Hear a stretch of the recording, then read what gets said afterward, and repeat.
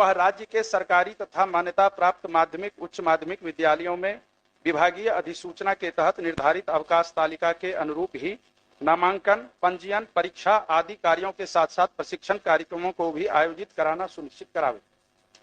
माननीय सभापति महोदय, इस संकल्प के लाने के पीछे उद्देश्य यही है, प्रशासनिक विभाग, शिक्षा विभाग, लेकिन बिहार विद्यालय परीक्षा समिति द्वारा चाहे वो मासिक परीक्षा हो या वार्षिक परीक्षा हो या सेंटअप परीक्षा हो, विभाग द्वारा यूडाइस कोड का कार्य हो, पंजीयन कार्य हो, परीक्षा प्रपत्र भराने का कार्य हो, आए दिन लगभग 5-7 वर्षों से देखा जा रहा है विभागीय जो अधिसूचना है, जो निर्धारित अवकाश तालिका है, उसकी अनदेखी करके बिहार विद्यालय परीक्षा समिति भी और विभाग भी, एक बिहार शिक्षा परियोजना है, एक SCERT है, राज्य शिक्षा एवं शोध संस्थान, शिक्षण प्रशिक्षण संस्थानों में छुट्टी में ही चलाती है।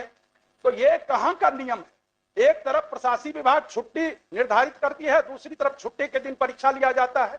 सामान्य प्रशासन का सभापति महोदय पत्र है बिहार सरकार का, मंत्री महोदय, जो कि अगर छुट्टी के दिन कोई भी कार्य किन्हीं से लिया जाएगा तो 1 दिन के बराबर वेतन दिया जाएगा, काहे नहीं क्षतिपूर्ति दिया जाता है। उसके बदले एक और विकल्प है, अगर छुट्टी के दिन कोई भी कार्य होगा तो उसके लिए अतिरिक्त अवकाश देय होगा, लेकिन कहीं कुछ देय नहीं होता है। पिछले साल ग्रीष्मावकाश की चोरी कर ली गई।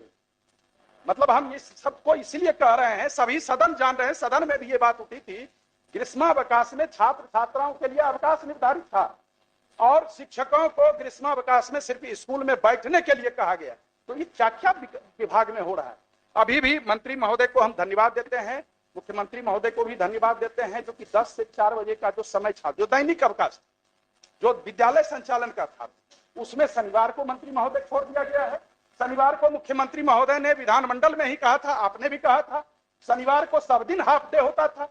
तो ये सब जो हो रहा है, कम से कम इसको आप माननीय मंत्री जी के लिए कुछ छोड़िए। महोदय विभागीय स्तर पर ये स्पष्ट मंत्री महोदय कर दें, चूंकि मैं कोई ये संकल्प लाने की जरूरत ही इसलिए हुई, जो कि जो सामान्य प्रशासन विभाग का निर्देश है उसके तहत या तो क्षतिपूर्ति उनको अवकाश दें या तो उनको 1 दिन के बराबर वेतन दें, नहीं तो आप ये निर्धारित कर दें जो शिक्षा विभाग का अवकाश है उस अवकाश के दिन कोई भी कार्य नहीं होगा।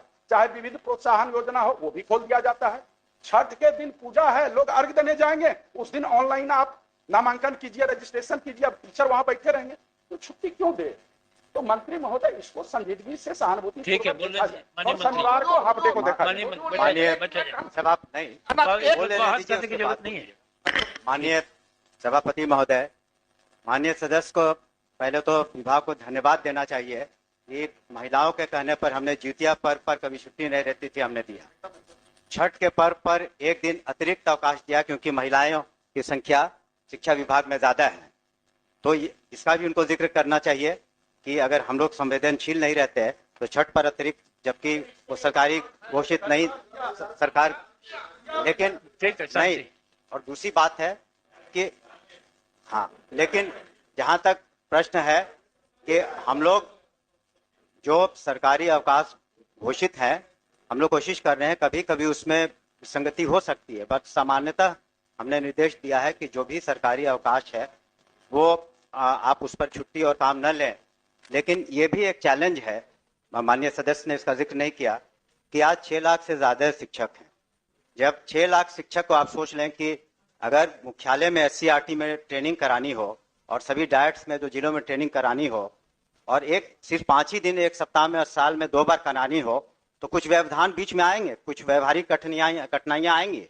हम लोग नहीं चाहते कि अब प्रशिक्षित टीचर जो हैं 6 लाख बच्चों को पढ़ाएं, तो इसमें कभी कभी व्यवहारिक कठिनाइयां आती हैं, उसको हम स्वीकार करते हैं। लेकिन सामान्यतः आपने देखा होगा, खुद स्वीकार भी करेंगे कि जहां तक शिक्षकों का प्रश्न है, चाहे यूनिवर्सिटीज हो चाहे स्कूल्स हो, जो भी शिकायतें थी हम लोगों ने उसको ओपन माइंड से सुना है और निराकरण करने की कोशिश की है।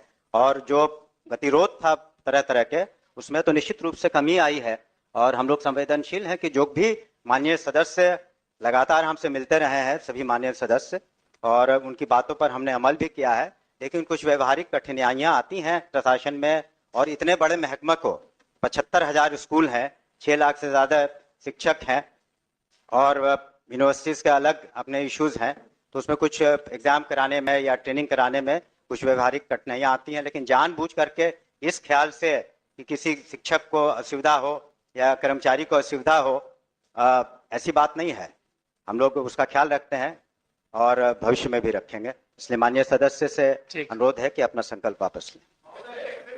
महोदय, हम लोग संजीव जी ने तो सिर्फ कहा है कि एक ही आदमी शिक्षा विभाग का जो मालिक है वो शिक्षा विभाग को संचालन करे।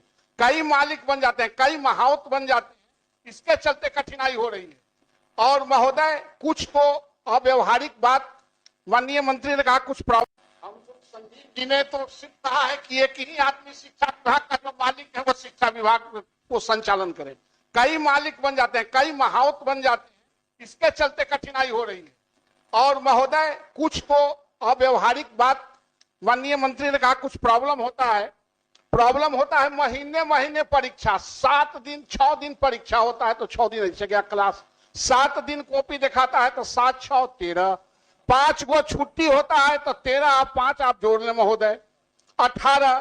तो इस तरह से और कोई उस रिजल्ट का असेसमेंट नहीं है। महीने महीने एग्जाम हम ही लोगों के स्कूल में, सरकारी स्कूल में होता है और उसका असेसमेंट करेंगे तो 0। आखिर किस उद्देश्य से आप परीक्षा लेते हैं? तो आप असेसमेंट कीजिए ना कि उससे कुछ फायदा हुआ है या घाटा हुआ है। आपके प्रश्न पत्र पहले से लीक रहते हैं, 4 दिन पहले भेज देते हैं, सब बच्चा को बताया जाता है। 3 दिन तक एक ही सब्जेक्ट के कॉपी को स्कूल अपना प्रतिष्ठा बचाने के लिए उसको लिखवाता है। तो इन सारे मुद्दों पर भी विचार करना चाहिए कि जो औचित्य नहीं, आप 3 महीना पढ़ लीजिए, आप 6 महीना पढ़ लीजिए, लेकिन आप परीक्षा का असेसमेंट कीजिए। आप असेसमेंट नहीं कर रहे हैं, सिर्फ कॉपी और क्वेश्चन लार्ज स्केल पर करोड़ों करोड़ में छपवा के और आप व्यवसाय करा रहे हैं, उससे बच्चों पर बोझ बढ़ रहा है और अव्यवहारिक काम भी हो रहे हैं। इस पर मैं कहना चाहूंगा माननीय सभापति महोदय कि ये जो पूर्व से चली आ रही जो व्यवस्था थी कि हर महीने की, उस पर हम लोग दिसंबर माह में निश्चित रूप से उस पर विचार कर रहे हैं कि क्या वो व्यवहारिक है कि नहीं।